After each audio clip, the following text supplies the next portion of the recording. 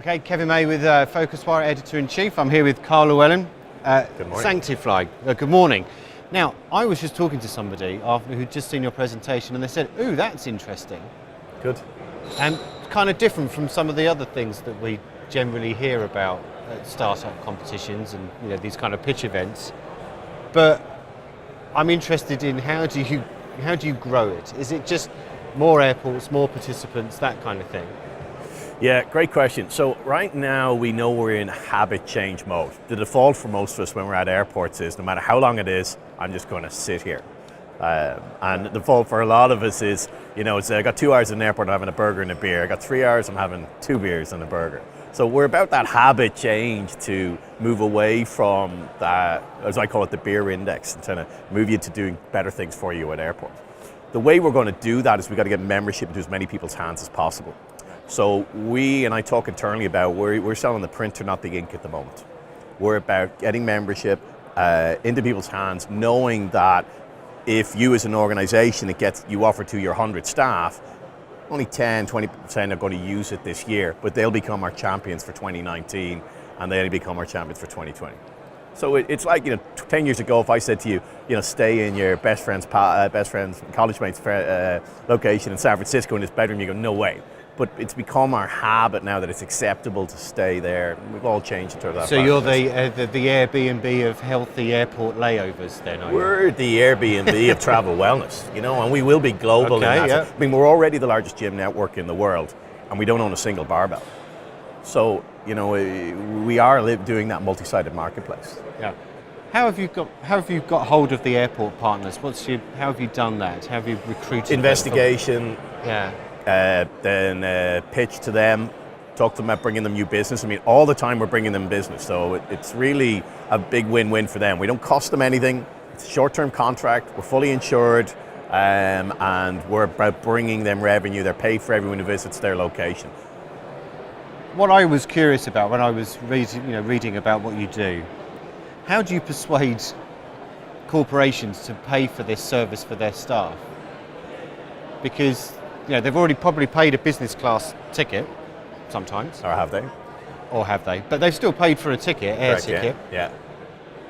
And you're saying, well, I can't remember what the pricing was, but you're saying to this corporation, okay, well now you should also pay for this part as well. Budgets are tight, especially travel and accommodation, so how do you persuade them to do it?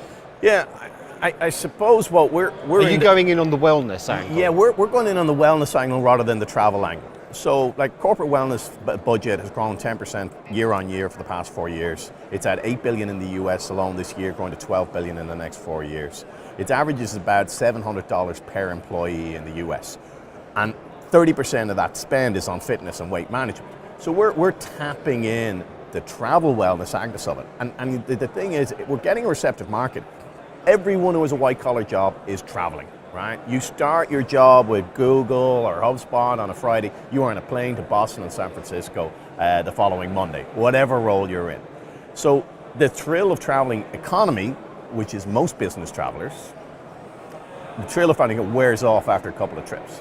And we're finding the millennial isn't motivated by, going to a lounge, a cheap Merlot and Bombay mix. So we're appealing to them, saying, here's something else for you to do. Here's an experience that you can have.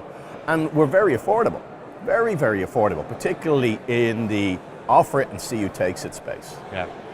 So you're relying on the travel planner within a corporation to make the booking so that there is a layover that's long enough to use one of the services, or do you suspect it's when there are delays and things like that? Yeah, great question. We're not relying on the travel planner at the moment. We'd like the travel planner to be suggesting Sanctifly in their journey, but right now it's down to the individual to say, I got that from my company, they made me a member, I need to add it into my piece. The most common first usage is when you've 3 hours. Now, that 3 hours normally comes from an early arrival or a late night takeoff. Got in, up at 4 o'clock in the morning, got into Amsterdam at 8, went across to the Hilton, had a shower, freshened up before I went into the city. Or I'm flying out at 10, finished in the city at 5, what am I going to do for those 4 hours? You know what, I'll go to the Hilton, have a shower and a sauna, change out of my city clothes and go. Once a customer gets used to, hey, this is very doable, then that journey time reduces down and becomes more habit. So layovers and delays are, we're the heroes of that space. But actual usage comes in at late takeoffs, early arrivals. Actual programmed time into their schedule. Yeah, because people are they're already out of the airport. You know what I mean? Like I'm just doing it before I arrive at the airport, or I'm doing it after I arrive at the airport. With layovers, people are going, right now, I need to get out and get back in. I need to really think about that. And it needs to be a long time for me to do that. It needs to be 4 hours, Do you provide the transport for them to get to? Our partners generally do. So I think 95% of our proposed partners are either walking or shuttle. Okay. So the only reason we would add anything else is because we think this is really worthwhile going to. But it's taxi ride. Yeah, okay.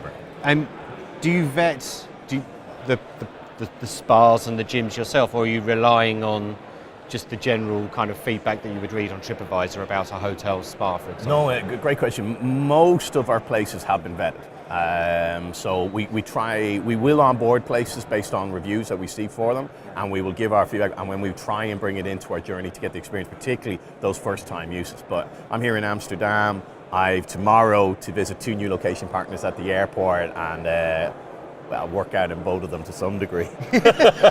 But we try and we visited and this is what we think. Right, so last question. Say I've got a 4-hour layover, but I don't want to go to the gym.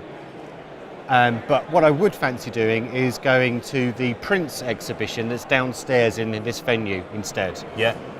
Could you start selling those types of things to do rather than the wellness aspect, or is that the focus? I think I mentioned earlier the beer index, so anything that has you moving away from sitting down, drinking and eating is good.